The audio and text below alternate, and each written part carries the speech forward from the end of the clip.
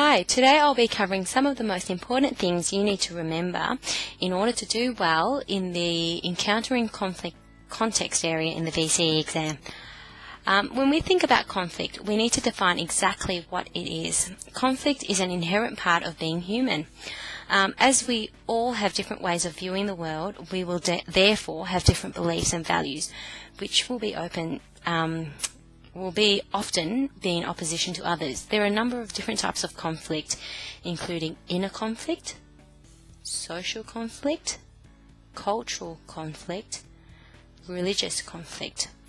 Each of these conflicts might be experienced between one person, between two people, between two groups of people, or even between two nations. In thinking about conflict, we must also acknowledge that while sometimes we see physical conflict, there is often a more ideological cause underneath that must be located in order to truly understand the nature of conflict.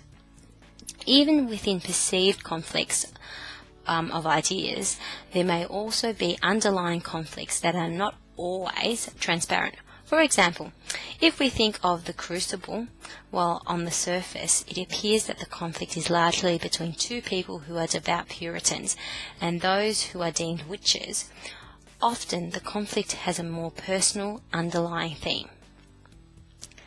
For Abigail, her accusation of Goody Proctor is motivated by her strong desire to build a relationship with John Proctor, and she sees Goody Proctor as getting in the way of that. So remember to always look below the surface when thinking about conflict in order to create a more sophisticated response.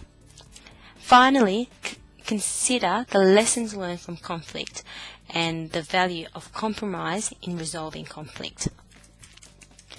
You will need to clearly define your views on conflict, prepare in advance some ideas you'd like to explore in a response. So this pre-exam thinking is essential because regardless of the prompt, you cannot rely on your text to provide you with the sole source of material. So again, not a text response. You're not required to analyze it, deeply analyze it, or make detailed reference to the text. The text is simply a trigger point to guide your ideas. So for example, if you are studying Paradise Road, you might consider how music offers a way for the prisoner of war inmates to overcome their differences and largely puts an end to their social and ethnic-based conflicts. While this idea specifically relates to the film, where you take it is the most important thing. You may make reference to characters or particularly powerful scenes or elements in the novel, which aids your conceptual understanding of conflict, encountering conflict, but this should really be brief. In the exam, you must respond appropriately to the prompt. You should directly acknowledge your understanding or interpretation of the prompt in your first paragraph. You may wish to define terms within the prompt to align them with your own ideas. So for example, if the prompt was conflict helps us grow, you might consider defining conflict in a way that allows for you to relate it to the type of conflict you have considered and types of growth, whether that's personal, emotional, social or cultural development. You may also want to draw on material from contemporary or historical sources to help develop the ideas of your context. Thinking about particular global wars such as World War I, the Vietnam War, might help you draw out ideas about the way in which ideological differences might cause conflict. You could also consider the myriad of ways global conflicts have been resolved and evaluate which resolutions were more effective than others and why. Finally, in your response, be it imaginative, persuasive or expository, you must consider the following elements, just like all the other ones. So purpose, what point am I trying to make about conflict in relation to the prompt? Audience, who am I writing for? Form, how do I want to communicate my message? Structure, do my ideas conform to the structure of my chosen form and the ideas flow logically from one to the next?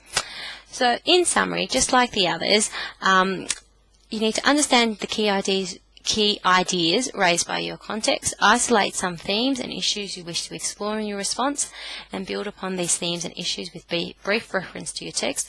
Respond clearly to the prompt and define the prompt in relation to the ideas you wish to raise. Consider incorporating contemporary or historical examples to provide evidence for and strengthen your ideas, and consider the form of your response and adhere to the structure and language appropriate to it. Okay, and just finally, just to let you know, ExamSuccess.org is running our own practice test for the upcoming VCE English exam, and we want it to be the best ever. Well, the biggest ever. The more people that join, the better, and the more realistic your ranking will be. It's only $7 and gives you a ranking along with a 3-minute feedback video by one of our top-notch correctors. So these are people who have attained ATARs of 90 plus, or are experienced English teachers. So it's pretty much the experience you want to get before the real test. All you have to do is just download the practice exam. Just find it at www.examsuccess.org. Okay, bye.